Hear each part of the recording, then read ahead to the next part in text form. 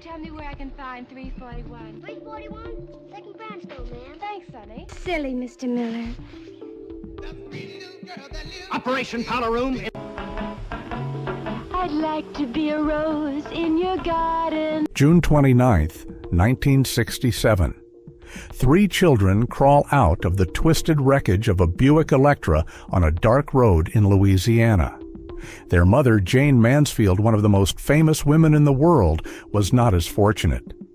For years, people have been absorbed in rumors, theories, and the gruesome details surrounding that crash. But one question has almost always been overlooked. How did her 5 children go on living after that night? Who raised them? Who pulled them out from the shadow of such an overwhelming tragedy? And what really happened to children who lost their mother in such a horrific way?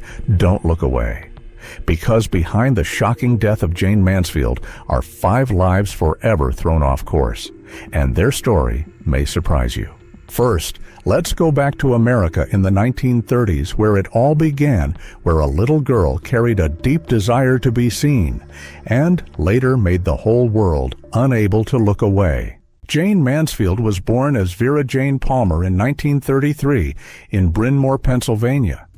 Her father passed away when she was only 3, leaving her mother to raise her alone. At the time, the press often associated her with the image of a woman with a very high IQ. Besides English, she studied French, Spanish, German, and later learned Italian while also playing both the violin and piano. She studied dance, studied acting, and worked hard. Yet later, even though many called her the smartest blonde in Hollywood, Jayne complained that the public did not care about her intelligence. They only looked at her measurements. Her mother wanted her to go to college, to have a decent and stable life. But Jayne had different dreams. She was fascinated by movie magazines, practiced posing in front of mirrors. She wanted to be seen, admired, to become someone special. At 15, she met Paul Mansfield.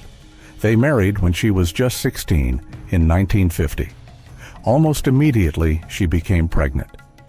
But even as a teenage mother, Jayne did not give up on Hollywood. Like many young women of that era full of dreams and ambition, Jayne longed to become a silver screen star. Her husband, Paul Mansfield, hoped that their child would make her forget her passion for acting, but no, Jayne never gave up her dream.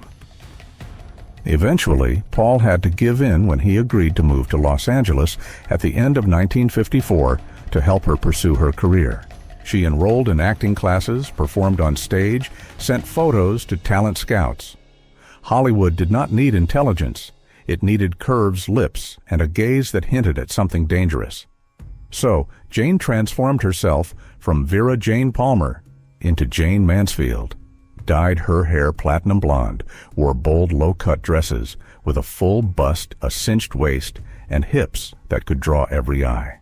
Although initially rejected by Hollywood for being too provocative, Mansfield embraced her sex symbol image, posing for Playboy throughout the 1950s. Jayne Mansfield was everywhere. Magazine covers, film posters, gossip columns. She understood how to work the camera better than almost anyone. She used that to sign a contract with Warner Brothers in 1955, then landed small roles in 3 of the studio's notable projects: Pete Kelly's Blues Hell on Frisco Bay and Illegal. Mansfield further reinforced her image by taking a role in the 1955 Broadway comedy Will Success, Spoil Rock Hunter. Even though taking that role meant losing her studio contract, Mansfield still shined as the glamorous superstar Rita Marlowe. Returning to Hollywood after the play ended, she was offered a contract by 20th Century Fox.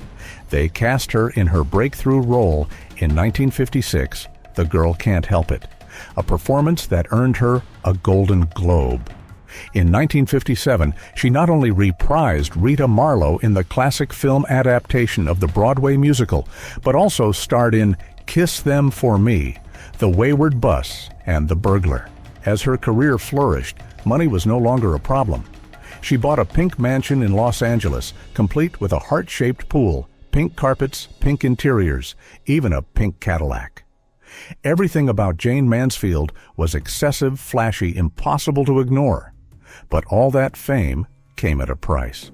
Success meant trade-offs, and far too often she traded away time with her children. The turbulent private life of a complicated star. Before Hollywood knew her name, Jayne was already a mother. She married Paul Mansfield, a popular young man at Highland Park High School, at a Christmas Eve party in 1949. The two fell in love and quickly decided to marry in 1950 in Fort Worth, Texas. When she married, Jayne was only 17, but already 3 months pregnant. Her mother was climbing toward the peak of fame, driven by ambition that left little room for quiet family dinners or bedtime stories. Paul Mansfield tried to keep things normal. He worked like an ordinary man trying to build a stable home, wanting his wife to be content with being a mother and a wife in Texas or California, anywhere but Hollywood. But how do you compete with Hollywood? How do you ask your wife to choose between her children and her dream when that dream is slowly becoming reality? And so, after conflicts in their marriage over her ambition for fame, personal desires, and her flirtatious nature, the young couple went their separate ways in 1955, though it took 3 more years to finalize their divorce due to a custody dispute over their daughter, Jayne Marie. As she grew older, Jayne Marie tried to follow her mother's path. She was beautiful with platinum blonde hair and features almost identical to her mother's. She became a model, appeared in fashion magazines, trying to use her mother's fame to build her own success. After her mother passed away when she was only 16, she tried to reconnect with a woman she had never truly had.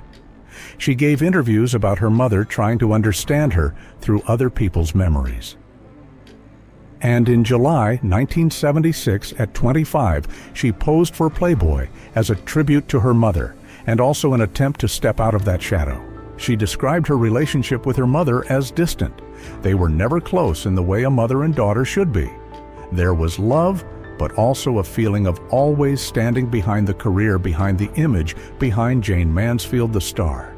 And you can hear it in her voice even many years later. A longing, something that never truly happened. She wanted her mother's attention, her love, her time. But Jayne Mansfield was always chasing the next headline, the next photo, the next role, the next man who might help her hold on to attention just a little longer. The second man to officially enter Jayne Mansfield's life was Mickey Hargitay, a handsome actor and bodybuilder who won Mr. Universe in 1955. She immediately fell for his charm during a performance by the legendary Mae West, sparking quite a bit of controversy afterward. Not long after receiving her divorce papers, Jayne accepted Mickey's proposal when he got down on one knee with a 10-carat diamond ring worth $5,000 and a lavish wedding. With Mickey, Jayne had 3 children. Their first son, Miklos Mickey Hargitay Jr., was born in late 1958. Their second son, Zoltan Hargitay, was born in 1960. Their third child, Mariska Hargitay, was born in January 1964. But this marriage did not last long either. Jayne had public affairs, including relationships with Enrico Bomba and later Nelson Sardelli, and she filed for divorce from Mickey as their relationship had severely broken down. They divorced in 1963, although they briefly reconciled before Mariska was born. In 2025, Mariska revealed that her biological father is Nelson Sardelli, while Mickey was the man who raised her. After the sweetness of her new marriage, Jayne did not settle down and continued a public relationship with Enrico Bomba, the producer of the film Panic Button, in which she appeared. Her fiery happiness was once again destroyed. They went to court for divorce in 1963. Mansfield met her third husband, film production director Matt Cimber, while performing in the play Bus Stop alongside her second husband, Hargitay, in New York. Their brief marriage took place in Mulegé, Baja California, Sur, Mexico. With Matt, Jayne had her 5th child and youngest, Antonio Rafael Ottaviano, commonly known as Tony Cimber. But just over a year later, the couple quickly separated and officially went to court in 1966. During their time together, Cimber acted as her manager and helped Jayne significantly in her career. their marriage began to fracture as Jayne developed a drinking problem and openly cheated on him. Right after the divorce, Jayne moved in with her lawyer, Sam Brody, who often argued with her when intoxicated and treated her eldest daughter, Jayne Marie, harshly. Her complicated private life kept Jayne Mansfield constantly in the headlines, but at the height of her beauty and career, she met Sam Brody, and everything only got worse. Sam Brody and the darkest chapter of Jayne's life. By 1966, Jayne Mansfield was no longer in the position of the explosive star she had been in the late 1950s. The old glamour still had value for tabloids and touring shows, but in Hollywood, her status had clearly declined. Her film career was slipping, roles were becoming fewer, and her private life was in chaos after the collapse of her marriage to Matt Cimber. She frequently appeared in the news because of drunken altercations. It was during this period that Sam Brody entered the picture. He was Jayne's lawyer in her legal battle with Cimber, then quickly became the man by her side during the most unstable period of her life. Many sources describe this as the moment when both Jayne's career and personal life were falling apart at the same time, and Brody appeared at exactly the point when she was at her weakest. There are accounts saying he isolated her from her children, from Mickey, from anyone who might have helped her come to her senses. He controlled her schedule, her finances, and her decisions. And Jayne, who had once been very strong, very decisive, always in control of her image, seemed unable to break free. And that was what led Mansfield to meet Anton LaVey during her trip to the San Francisco Film Festival in 1966. LaVey was the founder of the Church of Satan, promoting beliefs about an ideology and philosophy centered on Satan, regarded as the opposite of Catholicism. He often appeared in public in striking costumes, such as wearing plastic horns and a cape, painted his house completely black, and kept a lion. Historians describe LaVey as a master of attracting attention. Mansfield was immediately drawn in after their first meeting. They went together to a restaurant in downtown Los Angeles, and LaVey also visited Mansfield at her home. Although photos surfaced of LaVey performing satanic rituals with Mansfield, the actress told reporters that she was Catholic and did not believe in LaVey's church, but considered him a genius and an interesting person. Some people believe Mansfield's relationship with LaVey was only a publicity stunt on her part at a time when her career was fading. Still, many rumors spread that they were having an affair, even though Mansfield was then dating her personal lawyer, Sam Brody. Out of jealousy, Brody repeatedly picked fights with LaVey. LaVey was said to have cursed Brody to die within a year. LaVey later said the curse was meant to protect Mansfield from Brody, who behaved violently toward her. He warned Mansfield to stay away from Brody out of fear that she might be affected by the curse. However, Mansfield did not listen. A series of misfortunes followed the actress. Her son Zoltan was attacked by a tame lion in California. In Japan, a valuable jewelry collection belonging to Mansfield was stolen from her hotel room. In England, her show was canceled after she was falsely accused of skipping out on a hotel bill. She was accused of evading income taxes in Venezuela, robbed in Las Vegas, and attacked by a crowd during Carnival in Rio de Janeiro. Brody and Mansfield survived 7 car accidents, but they were not lucky the 8th time. The fateful night. In the early morning of June 29, 1967, Mansfield left Biloxi, Mississippi, heading for New Orleans. The actress had just performed at a nightclub in Biloxi, and she needed to be in New Orleans for a television appearance the next day. Mansfield sat in the front seat with driver Ronald B. Harrison and her boyfriend Brody, while her 3 children sat in the back. Around 2 a.m., the car carrying them slammed into the trailer truck in front of them and went underneath it, causing the roof of the car to be torn off. Harrison may not have seen the trailer truck until it was too late because a nearby machine was pumping out thick fog to kill mosquitoes. The Buick drove straight into the rear of the truck at high speed. The impact was devastating. The front of the car was crushed. The roof was torn away. The 3 children in the back seat survived, while the 3 adults in the front were killed. 3 children in the back seat survived but not unbroken. After Jayne Mansfield's death, the lives of her 5 children did not follow one shared path. The first thing that happened was chaos. Miklos, Zoltan, and Mariska were the 3 children in the car that night, so the first priority was getting them away from the scene into emergency care and treated. They survived, but the cost was far from small. Miklos suffered a head injury. Zoltan was hurt with cuts and bruises. Mariska was the youngest, only 3.5 years old, but she still carried physical scars for years afterward. At the same time, Jane Marie, the oldest daughter at 16, was with her father, Paul Mansfield. Tony, the youngest, not yet 2 years old, was with his father, Matt Simber. In a single night, 5 children lost their mother in 5 different ways. 3 witnessed the tragedy with their own eyes. 1 received the news of her mother's death old enough to fully understand it. 1 was still too young to remember, but because of that, grew up with a void that could never be filled. The person who quickly stepped in to hold together what was left of the family was Mickey Hargitay. For Miklos, Zoltan, and Mariska, he was not only their biological father, but the man who saved what was left of their lives after that shock. He took the children out of Hollywood's chaotic orbit, away from the Pink Palace, away from the curious crowds and the press.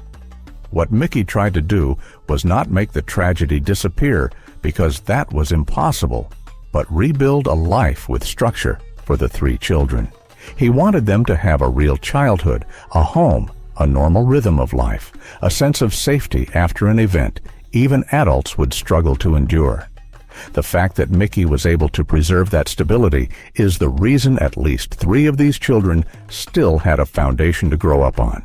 Miklos was the one most directly and clearly affected among the 3 children in the car that day.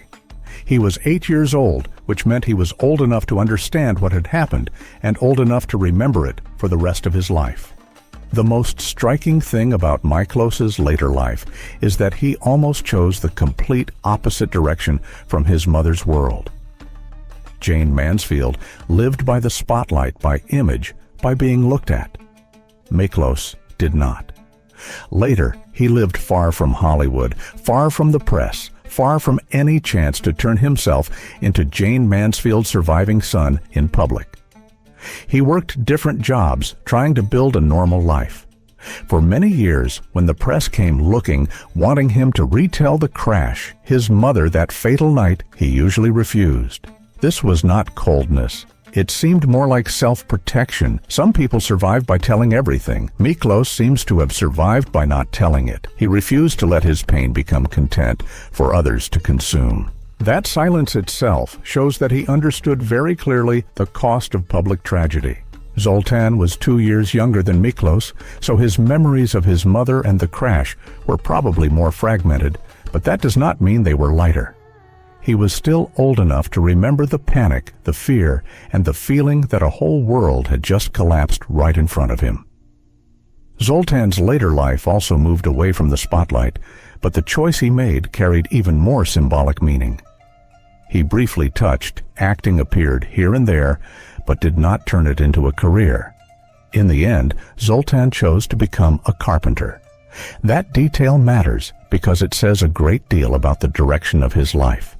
His mother built her life through image, through appearances, through things that made the whole world look but then passed very quickly. Zoltan, on the other hand, chose to make things that could be held, used, and kept over time.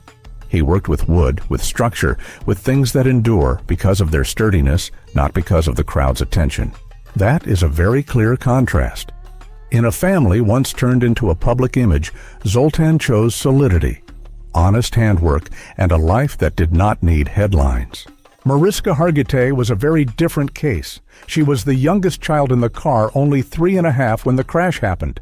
That means she has no clear memory of her mother. Her entire image of Jayne Mansfield was pieced together from photos, stories, films, glamour, and tragedy. She grew up with real scars on her body, but what shaped her life even more powerfully was her mother's absence. The early years of Mariska's career were not explosive at all. She worked steadily through the 1980s and 1990s, taking small roles, supporting roles appearing on television regularly, but without a real breakthrough. What stands out about Mariska is that she did not turn the Mansfield name into a shortcut. She built step by step, slowly but surely, in an industry full of beautiful people and short-term opportunities. The real turning point came in 1999 when she was cast as Olivia Benson on Law and Order Special Victims Unit. That role completely changed her place in popular culture. Mariska did not rise because she was beautiful or because she was Jayne Mansfield's daughter. She rose because of her ability to give a character depth.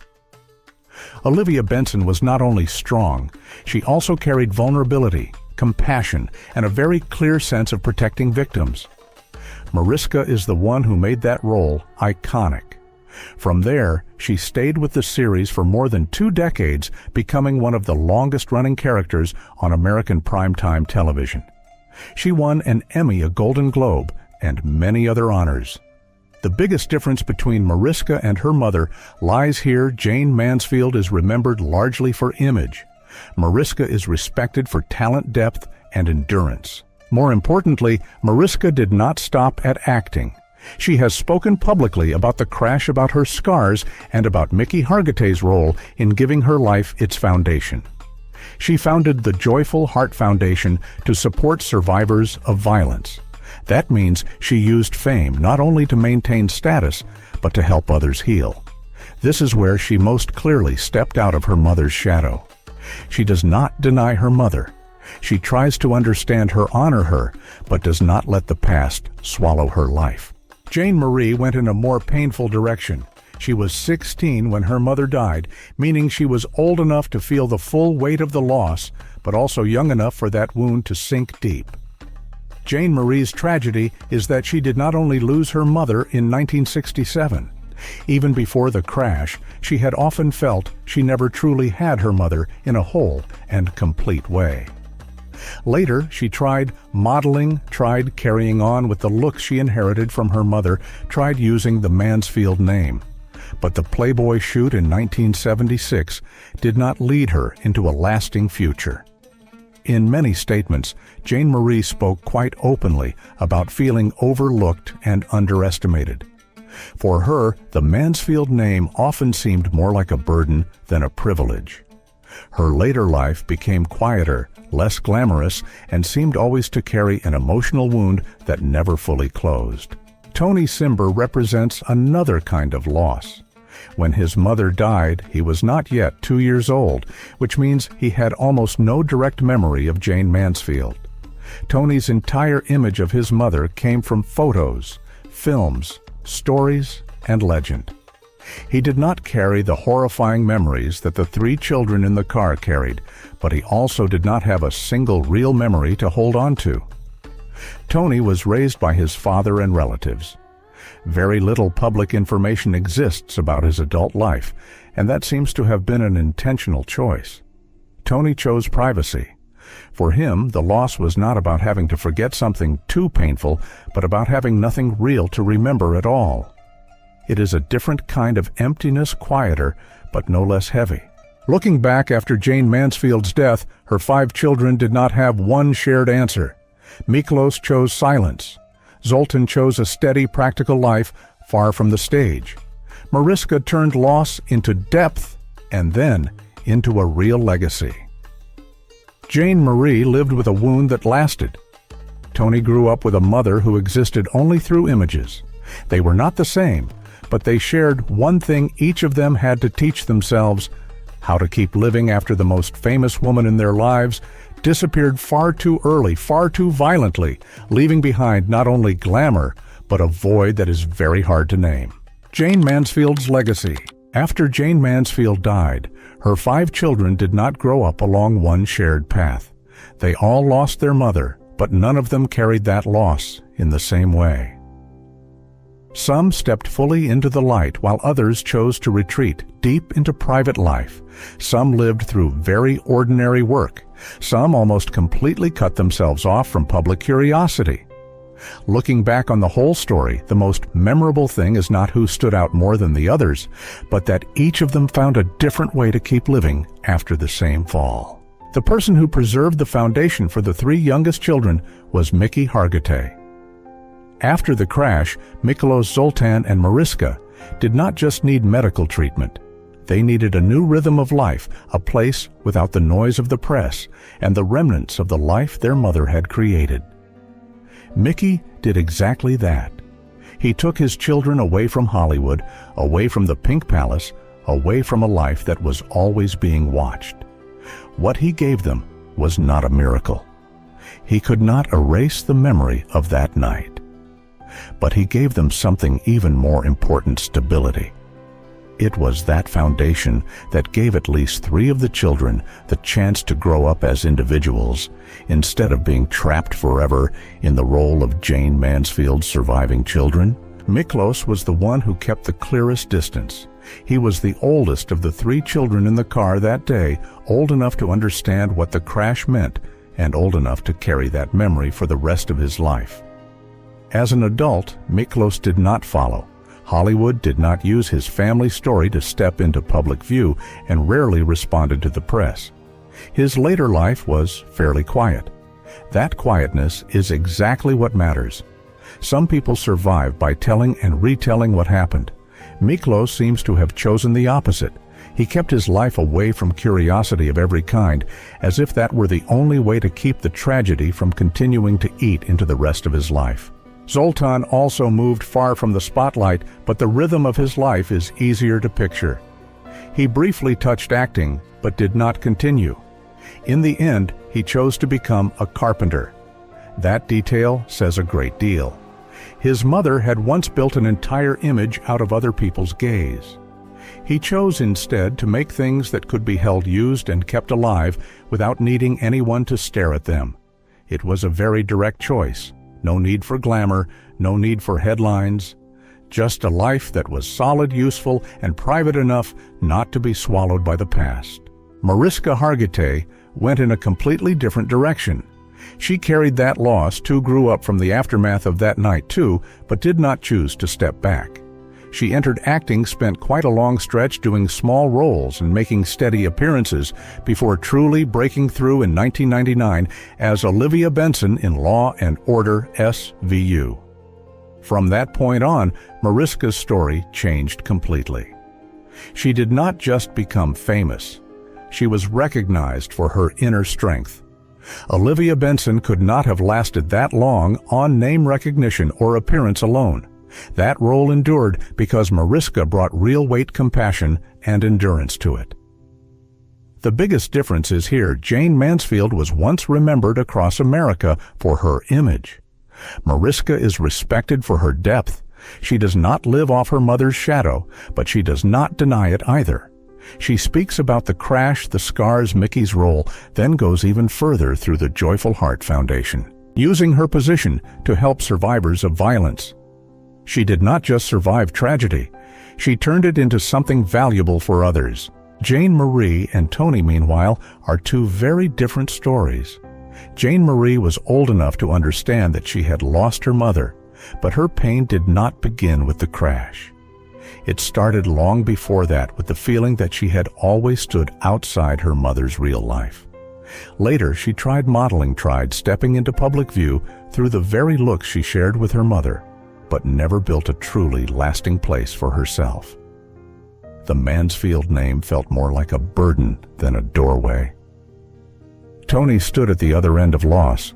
When his mother died, he was too young to remember anything.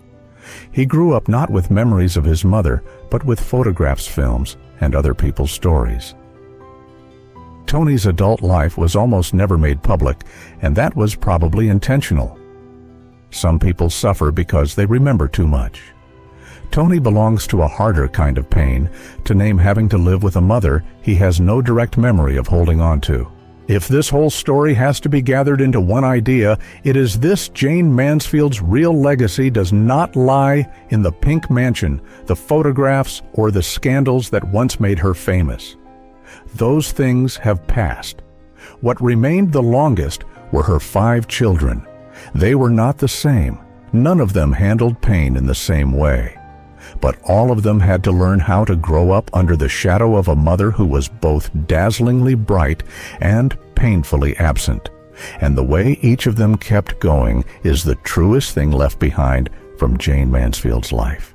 This content is for informational and entertainment purposes only, thoughtfully compiled from public archives, historical records, and classic articles.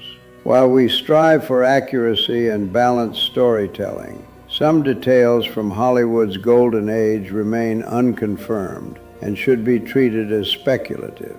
We encourage viewers to draw their own independent conclusions. If this journey through Hollywood's shadows resonated with you, please leave a gentle like and subscribe with the bell icon so you never miss our next chapter. To continue uncovering the forgotten tragedies of the Golden Age, simply select the video on your screen right now. Thank you for keeping their memories alive.